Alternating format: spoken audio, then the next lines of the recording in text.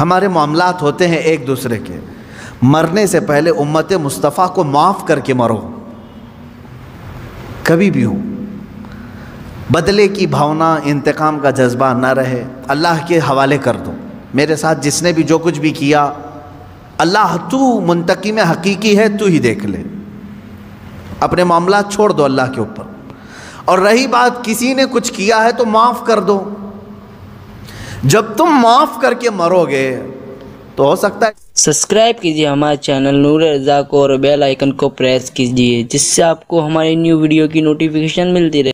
اللہ فرماتا ہے یا کسی کی برائی سے درگزر کر دو، کسی کے اندر تم نے برائی دیکھی اسے معاف کر دیا، فَإِنَّ اللَّهَ كَانَ عَفُوًّا قَدِيرًا، تو بے شک اللہ معاف کرنے والا، قدرت والا ہے۔ ایک بات یاد رکھیں، معاف کرنا کس کی صفت ہے؟ اللہ کی صفت، آپ سب کو معلوم ہے۔ رحم کرنا کس کی صفت ہے؟ اللہ ہے، اور رحیم بھی ہے، عفو بھی ہے۔ یہ دو عادتیں اگر بندہ اپناتا ہے، بندے کے اندر اگر رحم آیا کسی کے دل کے، کسی کے لیے، اور کسی کو دیکھ کر کے بھی اس نے معاف کر دیا، اس پر ایک روایت ہے، اللہ رب العزت فرماتا ہے اس بندے کو عذاب دینے میں مجھے حیا آتی ہے کہ رحم میری صفت ہے، عفو میری صفت ہے، میرا بندہ ہو کر یہ رحم کر رہا ہے اور عفو کر رہا ہے، تو اللہ رب العزت اسے عذاب سے بری کرتا ہے جو معاف کرنے کی اپنے اندر چھمتا رکھتا ہے یا طاقت رکھتا ہے۔ معاف کرنے کا جذبہ جس کے اندر ہے وہ معاف کیا جائے گا۔ حضور اکرم صلی اللہ علیہ وسلم کی مشہور حدیث ہے، من لا یرحم لا یرحم، جو کسی پر رحم نہیں کرتا قیامت کے دن اس پر بھی رحم نہیں ہوگا۔ یہ سمجھ کر کے چلو، تم پر بھی رحم نہیں کیا جائے گا۔ ہاں، رحم کرنا اور معاف کرنا اگر کسی کی عادت ہے، امید رکھے کہ اللہ بھی اس پر رحم کرے گا اور اسے معاف بھی کرے گا۔ آپ اپنے رب سے اپنے متعلق جیسی امید رکھتے ہیں ویسی بندوں کے ساتھ بھی کریں۔ مثال کے طور پر 100 گناہ ہو گئے میرے، 100 گناہ ہو گئے، اللہ سے تم کیا امید رکھتے ہو؟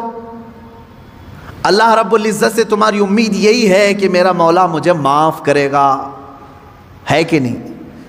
تم اپنے متعلق تو یہ امید رکھتے ہو، لیکن تمہارے ساتھ جب کسی نے ایک بھی برائی کر دی اور 9 اچھائیاں کیا ہے، 10 میں سے 9 اچھائیاں کیا، ایک برائی کیا، تم اس کو معاف کرنے کی طاقت نہیں رکھتے، یہ نہیں سوچتے کہ اس کے پاس 9 اچھائیاں تھیں میرے ساتھ، ایک برائی ہو گئی ہے، معاف کر دو اس کو۔ تو یہ ایک بات یاد رکھو، تم اپنے رب سے 100 گناہ اپنے معاف کرانے کی امید لے کر بیٹھے ہو اور اپنے بھائی کے ایک گناہ کو معاف کرنا نہیں چاہتے، تو پھر بھول جاؤ، تمہیں بھی قیامت کے دن معاف نہیں کیا جائے گا۔ اب ایک حدیث میں سناتا ہوں، معاف کرنے کے متعلق یہاں آئی ہے، اس لیے ہمارے معاملات ہوتے ہیں ایک دوسرے کے، مرنے سے پہلے امت مصطفیٰ کو معاف کر کے مرو، کبھی بھی ہو، بدلے کی بھاونا، انتقام کا جذبہ نہ رہے، اللہ کے حوالے کر دو۔ میرے ساتھ جس نے بھی جو کچھ بھی کیا، اللہ تو منتقم حقیقی ہے، تو ہی دیکھ لے، اپنے معاملات چھوڑ دو اللہ کے اوپر۔ اور رہی بات کسی نے کچھ کیا ہے تو معاف کر دو، جب تم معاف کر کے مرو گے تو ہو سکتا ہے تم نے بھی کسی کو ٹھیس پہنچایا ہوگا، یا زبانی یا ہاتھ سے، کسی بھی طرح سے، ان کے بھی دل زخمی ہوں گے کسی نہ کسی کے۔ اب یہ رب تعالیٰ اپنے ذمہ کرم پر لیتا ہے، ان کے دلوں کو نرم کرتا ہے، وہ بھی تمہیں معاف کر دیتے ہیں جب تم معاف کر کے دنیا سے جاؤ گے۔ میں حدیث بتا رہا تھا، حدیث یہ ہے، 2 بھائیوں میں تکرار ہوئی، جھگڑا ہوا، ایک دوسرے سے دونوں کا کچھ نہ کچھ مباحثہ ہوا، اور تکرار کے بعد دونوں الگ ہوئے جھگڑے کے بعد، لیکن ان میں سے ایک بھائی معافی مانگنے کے لیے آیا دوسرے کے پاس۔ بات یاد رکھیں، حضور پاک صلی اللہ علیہ وسلم فرماتے ہیں 2 جھگڑوں کے بعد اپنے بھائی سے معافی مانگنے میں جو پہل کرے گا وہ قیامت کے دن میرے ساتھ پہل جنت میں جائے گا، وہ جنت میں بھی پہلے ہوگا۔ یہی بات تو حضرت امام حسن اور امام حسین کے درمیان حضرت فاطمہ نے کہا تھا، دونوں چھوٹی عمر کے تھے، 6 سال یا 5 سال، دونوں میں کچھ تکرار ہوئی، بچپنے کی بات، لڑ کر کے آئے سیدہ زہرا سلام اللہ علیہا کے پاس۔ آپ کے پاس جیسی آئے تو انہوں نے کہا، ایک جملہ یہ کہا، بیٹا مجھے معلوم نہیں کس کی غلطی ہے کس کی خطا ہے۔ ماں فاطمہ تو زہرا رضی اللہ تعالیٰ عنہ فرما رہی ہیں، مجھے یہ نہیں معلوم، لیکن ایک بات یاد رکھ لو کہ دونوں کے تکرار سے، دونوں کے جھگڑوں سے کہیں اللہ دونوں سے ناراض نہ ہو جائے، دونوں رونے لگے، کچھ بھی ہو جائے لیکن مولا ہمارا نہ روٹھے۔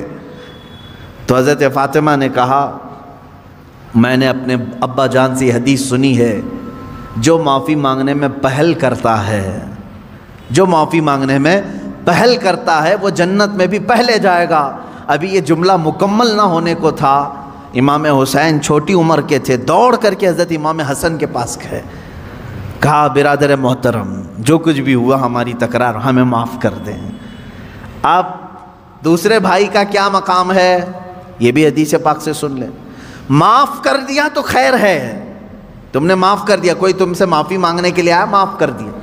آج بہت سارے ڈھیٹ لوگ بیٹھے ہوئے ہیں، بہن آئی ہے منانے کے لیے بھائی کو، نہیں مانتا میں، چل تو نے میرے ساتھ ایسا کیا ویسا کیا، پرانی باتیں یاد کی۔ بھائی آیا ہے اس کے گھر میں شادی ہے، چلو بھیا آ جاؤ، نہیں، پرانے گڑے مردے نکال کر کے بھائی کو رخصت کر دیا، ہم تجھے معاف نہیں کریں گے، زندگی بھر معاف نہیں کریں گے۔ وہ لوگ بھی سن لیں، تمہاری ذمہ داری تھی معافی مانگنے کی، تم معافی مانگ لیے، بہت اچھا کیے، کیونکہ پہلے جنت میں جاؤ گے۔ اب جس کے پاس گئے تھے معافی مانگنے کے لیے اس نے نہیں معاف کیا، میرے آقا صلی اللہ علیہ وسلم کی حدیث ہے، حضور فرماتے ہیں کل قیامت کے دن وہ میری شفاعت کے قریب بھی نہ آئے۔ حضور نے فرمایا میری شفاعت کے قریب نہ آئے جو اپنے بھائی کو معاف نہیں کرنا چاہتا۔ تم سے اگر تمہارا بھائی منانے کے لیے آ گیا، تمہاری بہن آ گئی، تمہارا پڑوسی آ گیا، تمہارا رشتہ دار آ گیا، تو پہلی بات تو یہ سوچ لو کہ وہ بازی مار لے گیا۔ معافی تو تمہیں بھی مانگنا چاہیے تھا، پہل میں کیوں نہ کروں، لیکن وہ بازی مار لے گیا، جنت میں پہلے جائے گا۔ اب اگر تم نے معاف کر دیا تو خیر ہے، نہیں معاف کرا تو کل قیامت کے دن شفاعت رسول سے بھی محروم ہو جاؤ گے۔ اب رسول اگر شفاعت نہ کریں کس کے پاس جاؤ گے؟ وہاں تو آدم علیہ السلام سے لے کر عیسیٰ علیہ السلام تک ہر کوئی کہہ رہے ہیں اذهبوا الی غیری، جاؤ میرے علاوہ کسی اور کے پاس جاؤ۔ کس کے پاس جاؤ گے؟ اگر نبی بھی منع کر دیں جاؤ تمہاری شفاعت میرے پاس نہیں۔ اللہ کے نبی صلی اللہ علیہ وسلم فرماتے ہیں جو اپنے بھائی کو معاف نہیں کرتا کل وہ میری شفاعت کے قریب نہ آئے۔ عزیزان گرامی وقار، اللہ رب العزت یہ فرما رہا ہے اگر چھپا کر کے درگزر کر دیا، اگر تم نے اپنے بھائی کو معاف کر دیا فَإِنَّ اللَّهَ كَانَ عَفُوًّا قَدِيرًا، تو سمجھ لو کہ بے شک اللہ بھی معاف کرنے والا، قدرت رکھنے والا ہے۔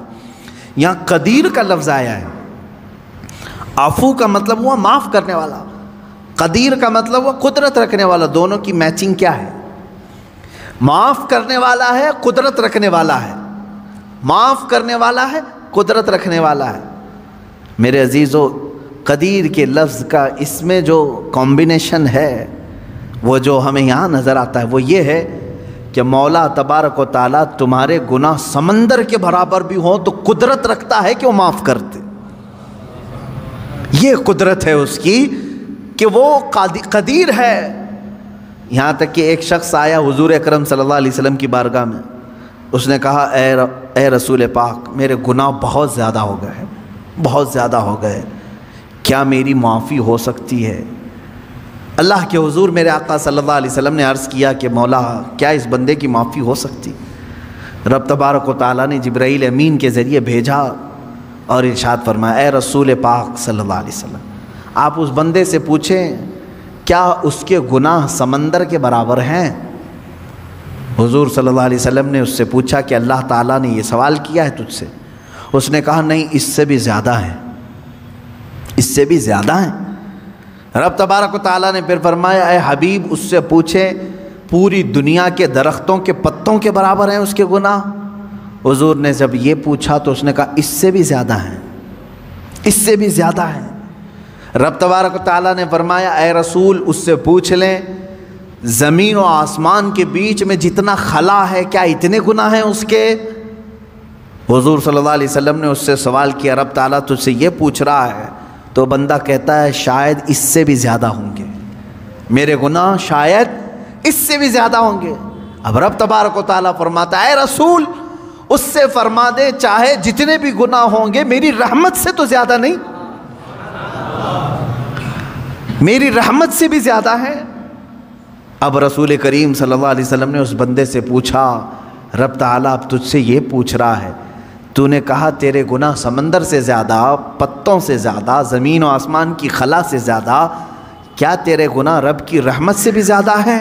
وہ رونے لگ گیا، کہا اے اللہ کے رسول اللہ رب العزت کی رحمت بے کراں ہے، بے حساب ہے، میرے گناہ اس کی رحمت کو کہاں لگیں گے؟ تب رب تعالیٰ نے فرمایا اے رسول اس سے فرما دیں تیرا رب قدیر ہے، قدرت رکھتا ہے، یہ بڑے گناہوں کو بھی معاف فرما سکتا ہے۔ تو وہ قدیر کا معنی ہے گناہ بخشے جا سکتے ہیں، لیکن ایک بات یاد رکھیں ایمان پہ موت ہو شرط ہے، ایمان پہ اگر موت ہو تو اللہ عفو و قدیر ہے۔